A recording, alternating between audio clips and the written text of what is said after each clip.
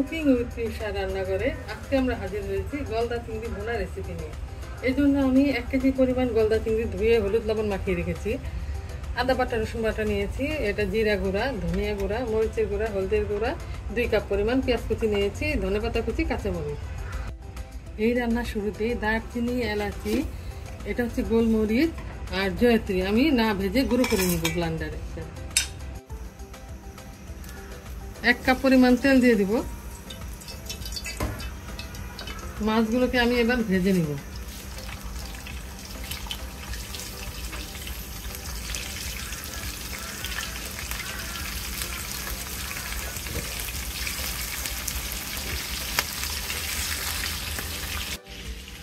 মাছগুলোকে এক পাশ ভেজে নিয়ে আরেক পাশ উল্টে ভেজে নিয়েছি।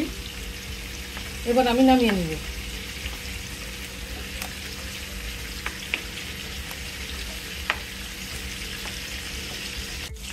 মাছ ভাজার তেলে আমি বাকি রান্নাটা কমপ্লিট করবো। এখানে আমি 2 কাপ পরিমাণ পেঁয়াজ কুচি দিয়ে দিয়েছি। পেঁয়াজটা হালকা বাদামি করে ভেজে নেব, 2 মিনিটের মতো আমি ভেজে নেব। চুলার আঁচটা আমি মিডিয়ামে রেখেছি। 2 মিনিটের মতো পেঁয়াজটা আমি ভেজে নিয়েছি। এবার স্বাদ মতো লবণ দিয়ে দিব। 1 টেবিল চামচ পরিমাণ আদা রসুন বাটা দিব। একটু ভেজে নিব। 1 মিনিটের মতো আদা রসুন ভেজে নিয়েছি। এবার সামান্য একটু পানি দিব।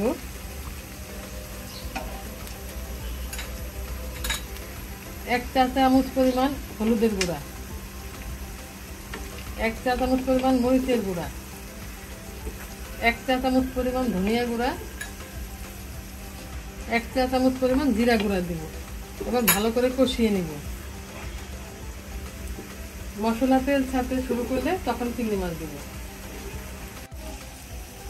মশলা কষানো হয়ে গেছে, মশলা তেল ছাড়তে শুরু করেছে। এখন আমি দিয়ে দিব 1 কাপের মতো পানি।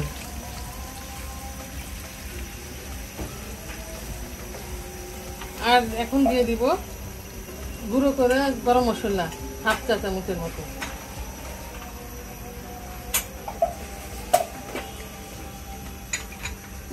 কিছুটা কাঁচামরিচ দিব, আস্ত কাঁচামরিচ। এবার চিংড়ি মাছগুলোকে দিয়ে দিব।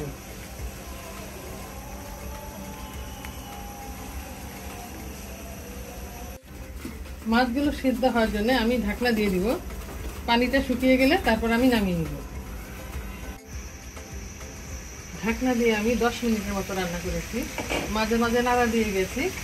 এখন কিছুটা ধনেপাতা কুচি ছড়িয়ে দিব। আমার রান্নাটা কমপ্লিট হয়ে গেছে।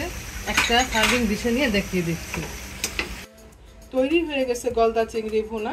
দেখতে খুবই সুন্দর একটি কালার এসছে।